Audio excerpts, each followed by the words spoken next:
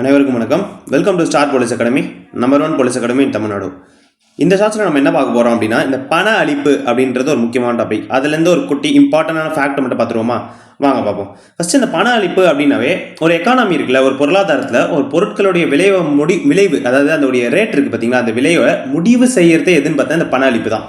ஓகேங்களா? அதுக்கான டெஃபனிஷன் தான் இங்கே கொடுத்துருப்பாங்க. இது பாருங்களேன், ஒரு பொருளாதாரத்தில் உள்ள மொத்த பண அளவே பண அளிப்பாகும். ஒரு குறிப்பிட்ட நேரத்தில் நாட்டில் புழக்கத்தில் உள்ள பண அளவை குறிப்பதே பண அளிப்பு ஆகும். நாட்டில் புழக்கத்தில் இருக்கிறது, அதாவது நாட்டில் எங்கள் கையில் இருக்கிற அமௌண்ட்டு, புழக்கத்தில் மக்கள் கையில் புழக்கத்தில் இருக்குல்ல, அதை குறிக்கிறது அந்த பண அளிப்பாகும் அப்படின்றாங்க. வட்டி விகிதம், விலைவாசி போன்றவற்றை நிர்ணயிப்பதில் பண அளிப்பு முக்கிய பங்காற்றுகின்றது. அதை தான் இப்போ நான் சொன்னேன்.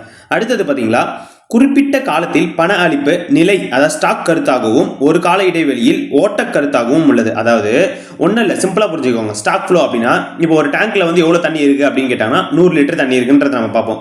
அதே இப்போ டேப்பை திறந்தா எவ்வளோ தண்ணி ஒரு செகண்டுக்கு, அதாவது ஒரு நிமிஷத்துக்கு எவ்வளோ தண்ணி வரும் அப்படின்னா ஒரு 3 லிட்டர் வரும்ல, அதுதான் ஃப்ளோன்னுவாங்க.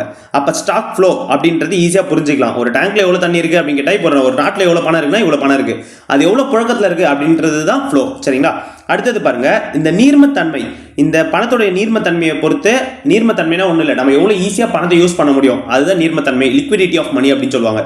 அதை பொறுத்து மணியை வந்து M1, M2, M3 கிளாஸிஃபை பண்ணியிருக்காங்க. அது என்னன்னு பார்த்துக்கலாமா? ஃபர்ஸ்ட் பாருங்களேன், M1 அப்படின்னா காகித பணம், நாணயங்கள் மற்றும் கேட்பு வைப்புகள் அப்படின்னுவாங்க. அதாவது கையில் இருக்கிற கரன்சி, கையில் இதை வந்து என்ன பண்ணலாம், இப்போ நம்ம கையில் ஒரு ஈஸியாக ஒரு அமௌண்ட் இருக்கு, ஒரு 100 ரூபாய் இருக்குன்னா டக்குன்னு எதுவுமே நம்ம என்ன பண்ணிடலாம், செலவு பண்ணிடலாம். இப்போ அதே 100 ரூபா பேங்க்ல இருந்துச்சுன்னா போயிட்டு நம்ம என்ன பண்ணணும், எடுக்கணும், டக்குன்னு எடுக்கணும். அது அந்த காலத்தில். ஆனால் இப்போ M1ல நம்ம என்ன பார்க்குறோம் அப்படின்னா, காகித பணம், நாணயங்கள் மற்றும் கேட்பு வைப்புகள் பார்க்குறோமா? அதே M2ல என்னன்னு பார்க்குறோம்னா, அதே M1 பிளஸ் அஞ்சலக சேமிப்பு, வங்கியின் சேமிப்பு வைப்புகள் அப்படின்றாங்க. அதாவது அடுத்த நீர்மத்தன்மை, டக்குன்னு பேங்க்லேருந்து எடுத்து நம்ம யூஸ் பண்ணிக்கலாம். அதே மாதிரி இந்த அஞ்சலக சேமிப்பு அப்படின்னு பார்க்கும்போது, இப்போ எல்லா வில்லேஜ்லையும் பார்த்தா பேங்க் இருக்குமான்னு கேட்டால் இருக்காது. ஆனால் அந்த வில்லேஜுக்கு பேங்கை கொண்டு போகிறது அப்படின்னு பார்த்தா இந்த போஸ்ட் ஆஃபீஸ் மூலியமா சேமிப்பு வங்கிகள் அப்படின்றத ஆரம்பிச்சாங்க. அப்போ அது மூலியமா என்ன பண்ண முடியும், ஈஸியாக எடுத்துக்கலாம்.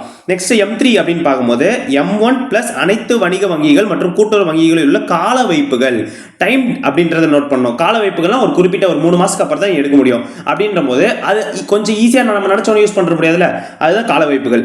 M4 அப்படின்னும் போது M3 பிளஸ் அஞ்சலகத்தில் உள்ள அனைத்து வைப்புகள். ஓகேங்களா? எல்லா டெபாசிட்ஸும் இதுக்குள்ள வந்துடும், M4 இல்லை.